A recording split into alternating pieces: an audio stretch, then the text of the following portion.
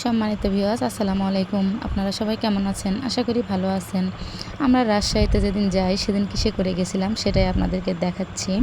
আমরা রাজশাহীতে যেদিন যাই সেদিন এই পানের গাড়িতে গেছিলাম। আসলে আমরা গেছিলাম বৃহস্পতিবারের দিন সকালে। এই পানের গাড়ি যায় সহিপাড়ার মোড় পর্যন্ত। ওখানে আমার দুলাভাই এসে আমাদেরকে নিয়ে গেছিল।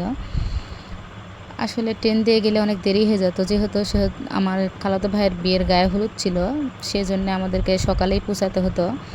ট্রেনে গেলে অনেক দেরি হয়, সেজন্যে এটাতে গেছিলাম। এটা 6টা 20-এ ছাড়ে, আর ওখানে যায় পৌঁছায় 9টাতে। আমার বোনের বাসায় পৌঁছাতে প্রায় 10:30 বেজে গেছিলো।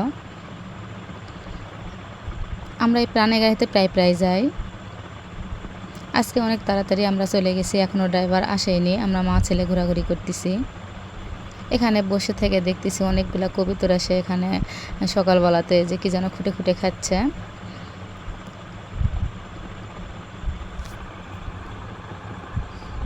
আমাদের এখানে সকালে দুধের বাজার লাগে, সেগুলা হচ্ছে এনারা দুধ নিয়ে যাচ্ছেন, বিক্রি করে আবার বাসায় যাচ্ছেন।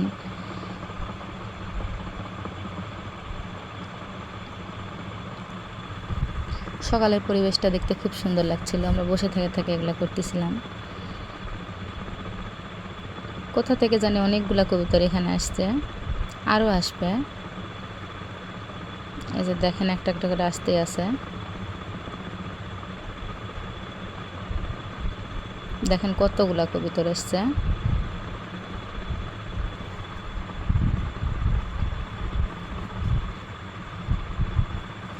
এটা আমাদের গোবিনাথপুর বাজার। এখান দিয়ে এখন এই আঙ্কেলটার জন্য সব কবুতরগুলো উড়ে যাবে। এই যে আমাদের ব্যাগ ব্যালেন্স এখানে রেখে কবুতরগুলো উড়ে যাওয়ার পরে যে এতগুলো হাঁস আসছে, এগুলো দেখতে ভালোই লাগছিলো। ইতিমধ্যে আমাদের গাড়ি ছেড়ে দিছে, এখনও ছাড়ে নাই, ছাড়বে। আমরা গাড়িতে উঠে বসছি। আমি সামনেই বসি, কিন্তু আজকে আপনার ভাইয়ের সাথে যে এখানে বসছি, লোকজন তেমন নাই। 2টা খালি আঙ্কেল উঠবে দূরে যায়। এদেরকেও আমরা চিনি, যেহেতু আমরা এটাতে যাওয়া আসা করছি। আজকে এখানে বসে যেতে খুব ভালো লাগতেছিল। এরকম খোলা ছাদের নিচে বসে থাকতে অনেক বেশি মজা হচ্ছিল।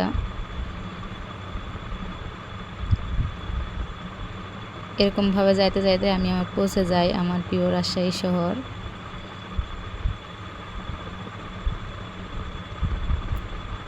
ভিডিওটা যদি আপনাদের কাছে ভালো লেগে থাকে, লাইক, কমেন্ট, শেয়ার, সাবস্ক্রাইব করে দিবেন। আপনারা কে কোথায় থেকে আমার ভিডিওটা দেখতেছেন অবশ্যই কমেন্টে জানাবেন।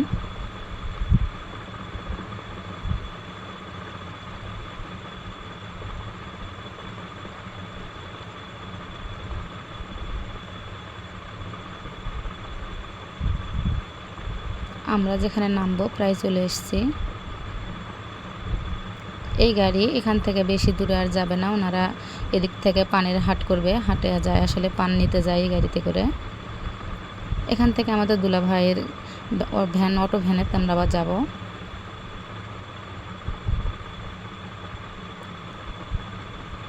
এই যে দেখেন আমার ছেলে দাঁড়িয়ে আছে, এই 2 আঙ্কেলই আছে, আর কেউ নাই। আজকের মতো এই পর্যন্তই। সবাই ভালো থাকবেন। আসসালামু আলাইকুম, আল্লাহ হাফেজ।